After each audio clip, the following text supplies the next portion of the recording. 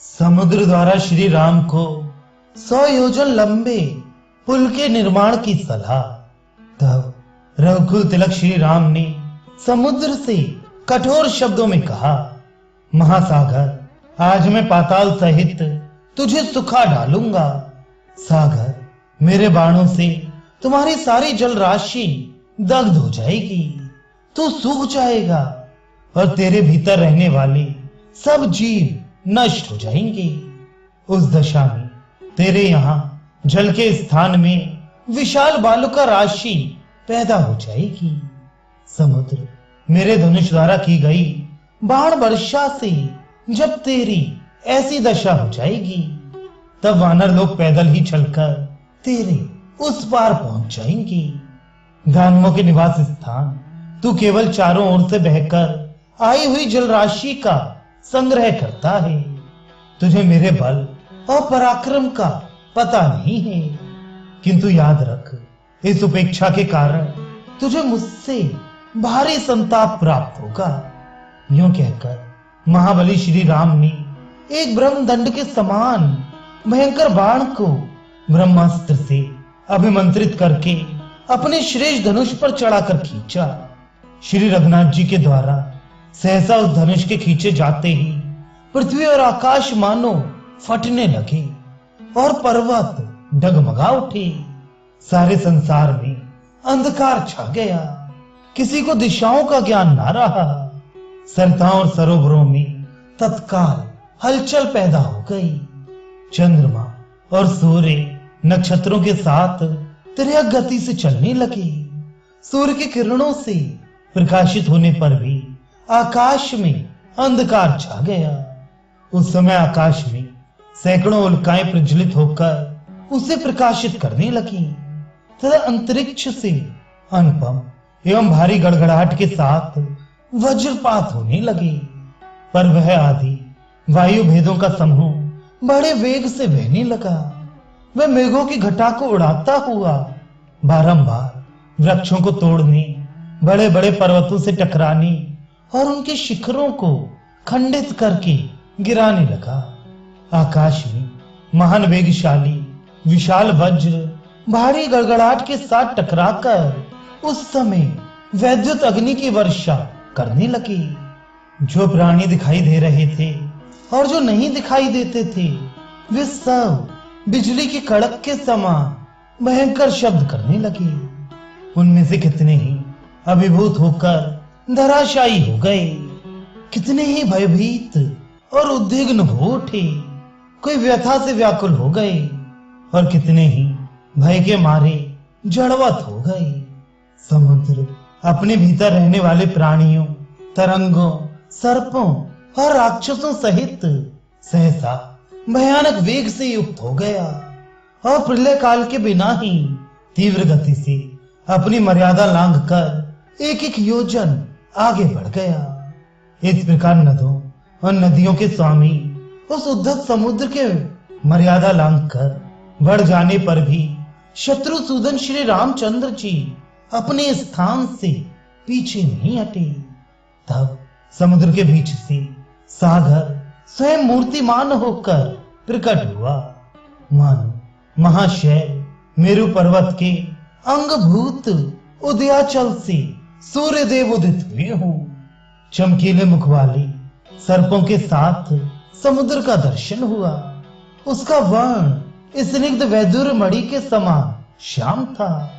उसने जामुनग नामक स्वर्ण के बने हुए आभूषण पहन रखे थे। लाल रंग के फूलों की माला तथा लाल ही वस्त्र धारण किए थे।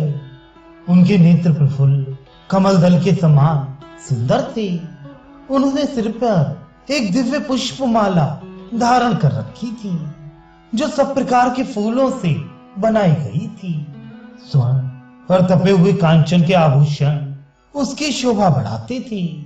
वह अपने ही भीतर उत्पन्न हुए रत्नों के उत्तम आभूषणों से विभूषित था।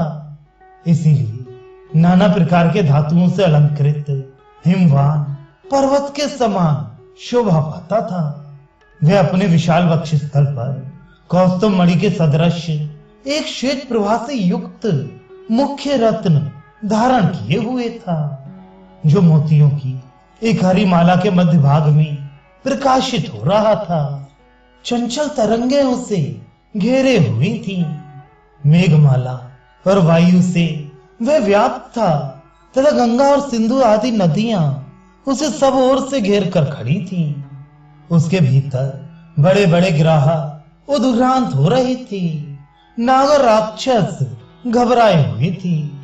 देवताओं के समान सुंदर रूप धारण करके आई हुई विभिन्न रूप वाली नदियों के साथ शक्तिशाली नदीपति समुद्र ने निकट आकर पहले धनुर्धर श्री रघुनाथ जी को संबोधित किया और फिर हाथ जोड़कर कहा, सौम्य रघुनंदन, पृथ्वी, वायु, आकाश, जल और तेज ये सर्वदा अपने स्वभाव में स्थित रहती हैं, अपने सनातन मार्ग को कभी नहीं छोड़ती, सदा उसी के आश्रित रहती हैं।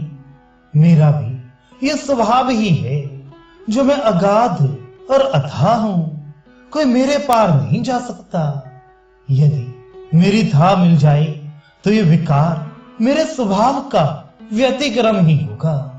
इसलिए मैं आपसे पार होने का यह उपाय बताता हूं। राजकुमार, मैं मगर और नाके आदि से भरे हुए अपने जल को किसी कामना से, लोभ से अथवा भय से किसी तरह स्तंभित नहीं होने दूंगा।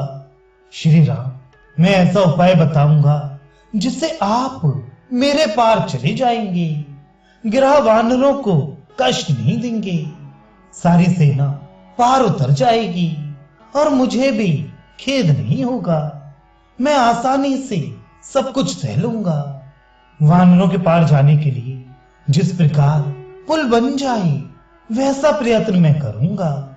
तब श्री रामचंद्र जी ने उससे कहा, वरुणालय, मेरी बात सुनो। मेरा ये विशाल बाण अमोघ है, बताओ इसे किस स्थान पर छोड़ा जाए।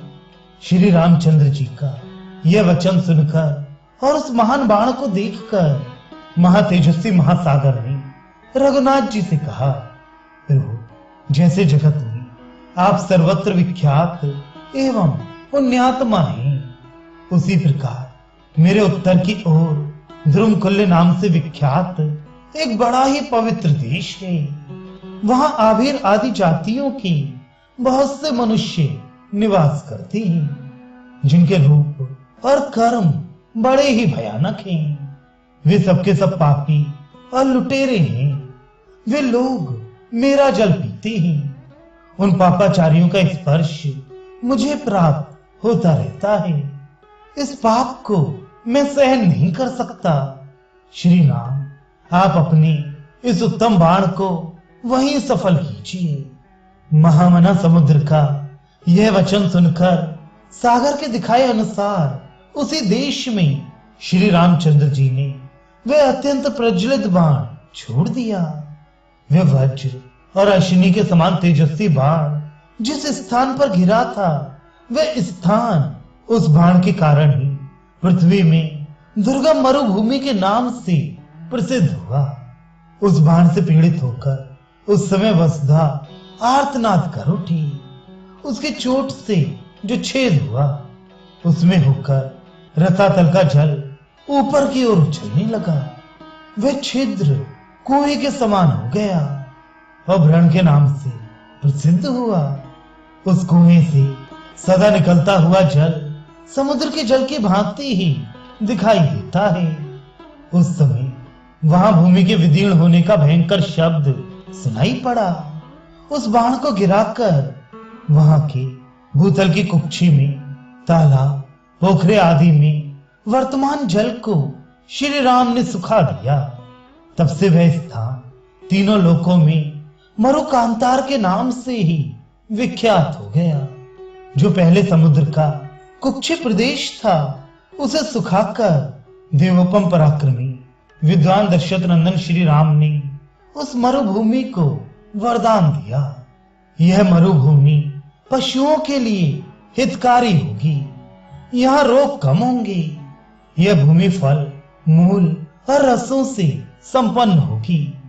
यहाँ घी आदि चिकने पदार्थ अधिक सुलभ होंगे, दूध की भी बहुतायत होगी, यहाँ सुगंध छाई रहेगी और अनेक प्रकार की औषधियां उत्पन्न होंगी। इस प्रकार भगवान श्री राम के वरदान से वह मरु प्रदेश इस तरह के बहुसंख्यक गुणों से संपन्न हो सबके लिए मंगलकारी मार्ग बन गया। उस कुक्षी स्थान के दग्ध हो जाने पर सरताओं के स्वामी समुद्र ने संपूर्ण शास्त्रों की ज्ञाता श्री रघुनाथ जी से कहा, स्वामी, आपकी सेना में जो यह नल नामक कांतिवान वानर है, साक्षात विश्वकर्मा का पुत्र है। इसे इसके पिता ने यह वर दिया है कि तुम मेरे ही समान समस्त शिल्प कला में निपुण होगे। प्रभु, आप भी तो इस विश्व के सृष्टा विश्वकर्मा हैं। इस नल के हृदय में आपके प्रति बड़ा प्रेम है। ये महान उत्साही वानर अपने पिता के समान ही शिल्प कर्म में समर्थ है, अतः ये मेरे ऊपर पुल का निर्माण करे, मैं उस पुल को धारण करूंगा। यूं कहकर समुद्र देव अदृश्य हो गए।